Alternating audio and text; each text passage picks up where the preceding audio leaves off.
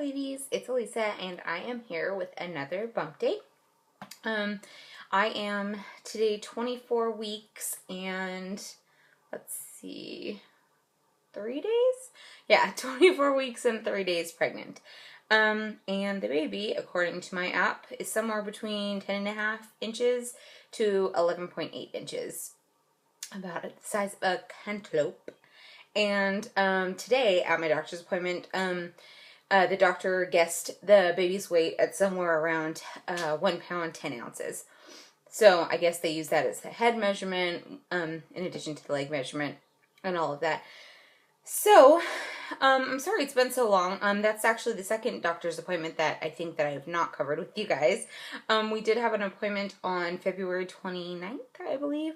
And, everything at that appointment looked fine. Still no returning of the swelling. And the baby, was doing just great. He's, doing what he should do and, growing like he should. And I feel like at every appointment, I think of a million different questions before the appointment, and then actually at the appointment, I forget all the questions, and I haven't written them down so that we forget to ask a doctor. So, today we made sure, to ask all the questions that I had been saying, okay, Brian, now you need to remember to tell me, to ask this question because I really wanted to know, like, cervical length. I wanted to know, how long that is, if it's looking like it's in a good position. We're not concerned about it at this point. And and the doctor just told me, without me even having to ask, he measured the baby, and Sawyer is doing great still. He seems to be just growing just like he should. He said that the only thing that he is noticing is that the baby, although he was measuring perfectly up until, I'm not sure, up until about 21, 22 weeks. Right now, the baby's legs are actually measuring a little bit short. He said about a week behind, which is kind of concerning, but the doctor's not concerned about it at all. He said it's well within normal range. It's just measuring a little bit shorter for the size that he should be. But other than that, he looks perfect. So, that kind of makes me nervous because it is a soft marker for Downs to have short legs. But really at this point, we're not going to know anything, so I'm really, really trying to not stress about that because after all of the scares we've had, I'm really just hoping that he gets here healthy and on time. So, I mean, Downs in the long term, really, I mean, with all the other things we've had to deal with, we'll take a child with Downs. We just want him here. So it does make me nervous. Of course, you want your baby to be perfect and have every advantage, and I don't know what his future will hold with a Down syndrome diagnosis, but I'm not going to love him any less. He's still mine. So trying not to focus on that. But it is a struggle, of course. That's what we are. We're mothers, and we're just full of concerns about everything, not just that. But yeah, so that's the only thing that we learned from the doctor's appointment, other than the fact that I guess at a cervical length check, they want you to have about a 3. He said above a 3. I'm guessing that must be centimeters. And mine was a 5. So he was really, really happy with that. He said that means that the likelihood that I will go into preterm labor is very low at this point. So that's great because being 24.5 weeks, we did hit viability, but its viability at this point is still really low. So, I'm hoping he stays in there till, I've told everyone my goal is at least 34 weeks. I want him to be in there for 40, obviously, or 39 at the very least, but, if we make it to 34 with all of the health problems that he has had so far, I think 34 will make me a very happy mommy, as long as he's really healthy at 34 weeks. So, baby steps. And we've started to look at baby things again, bigger ticket items like baby swings, and I'm trying to narrow down what our needs will really be, because I think we're still planning not to have a baby shower. Again, that can change. But right now I really am feeling, I'm feeling this beginnings of starting to need to nest. I want to organize the room. I want to clean everything. And I went, because we had put all the baby things away into bags because we thought we weren't going to need them. And so on Saturday, I actually took them all out of the bags and various boxes that they had been hiding in. And I spread them out all over the bed, our bed, and organized them by size, so months, and put all the toys together, all the bibs together, all the burp cloths together, basically every gift that we had got, all the shoes and the couple things of socks we have, everything that we got, had it organized, had it laid out, and I'm actually feeling really good because I was starting to feel really panicky that we didn't have any baby stuff and that we had decided not to do a baby shower. And but after setting it all out, I was like, no, I feel good about this decision. I know exactly what we need, just the few items that I'm missing. And some of them are the larger items, like the car seat travel system thing. And I do want a baby swing. But we're not, and I'm borrowing a bassinet, a co-sleeping bassinet from my cousin. So we're not going to buy a crib right away because he's not going to be in a crib right away. So I think all those things are stuff we can put on a registry for later. Not the car seat, obviously, but things like a crib, and even probably the swing, because we'll be having the baby shower after the baby's born. So yeah, but I felt really great about it. You know, people were so generous up till then. Brian's sister and his mom and my mom, you know, we got lots of stuff. So, you know, I think the baby's pretty good on clothing, which I hear is also always a popular thing to get babies because it's fun to buy baby clothes. But yeah, so there's some items I still do want to get. But other than that, I'm feeling really good about what we have and really good with the decision to wait until he is here and healthy, and then we'll have a better idea of the things that we're going to need. But yeah, my health has been great, apart from throwing up again this morning. That brushing my teeth, it's still getting me. But my blood pressure is actually pretty low. So it was 111/63, I guess, today. So that's actually a pretty low blood pressure, but the doctor is happy about it, but he also just wanted to warn me that, you know, that could be the cause for why I've been getting dizzy a lot more lately. So he said to just be really careful with getting up really quickly and stuff like that. You know, grab onto something if I'm starting to feel a little faint. But not something that he's concerned about. He's really happy with that because I am overweight. So, you know, he's happy with the fact that I don't have really high blood pressure.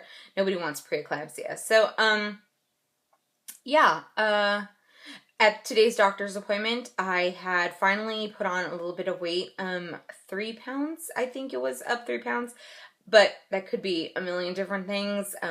The nurse last time told me that your weight usually varies between 0 and 3 pounds, you know, depending on the time of day, depending on the day. So, you know, I don't know if that is genuine weight, or if that's just, if that's just going to be gone the next time I go for a doctor's appointment in 2 weeks. So I guess we'll find out. But yeah, I'm happy with that because if the baby's, you know,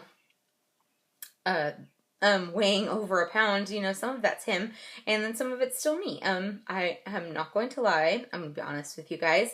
I have been indulging in ice cream, and I think because I hadn't gained any weight, I was being a little flippant with my diet. Not diet, but my food diet. Yeah, ice cream really is my best friend, even though it's my worst enemy. And chocolate milk, that for some strange reason I've been craving that like crazy. But yeah, not all the time, definitely not when I'm at work, although donuts at work don't really help. But yeah, so, you know, 3 pounds in the grand scheme of things, not so bad when they only want me to gain 15. So, yeah, I think that's all I have to update you guys with. I wish I had more, but I don't want to babble if there's nothing for me to tell you. Baby's doing great. I'm doing great.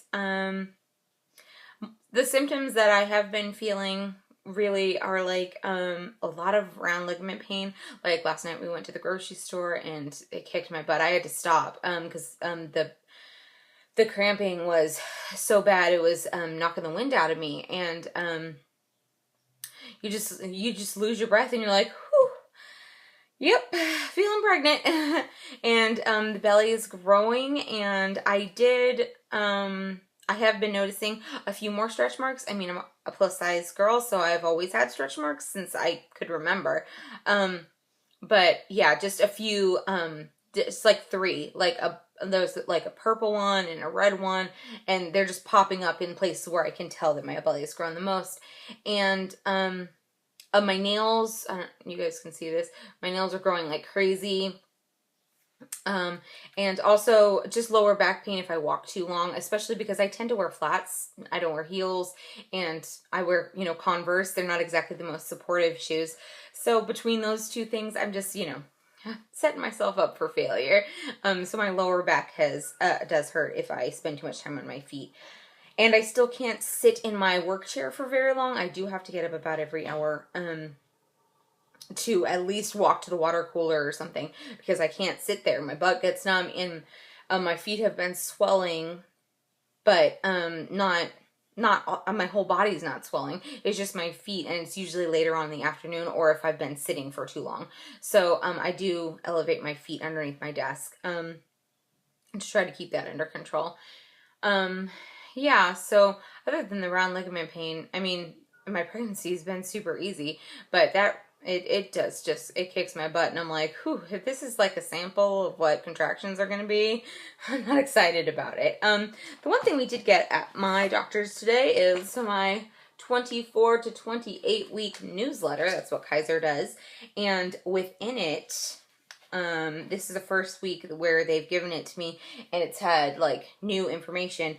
It's information like a whole pamphlet and stuff on epidurals. And as soon as she said it, she's like, there's a consent form in here for you to sign, but this is not like you're going to do it or whatever. It's just to acknowledge that we've read it or something like that.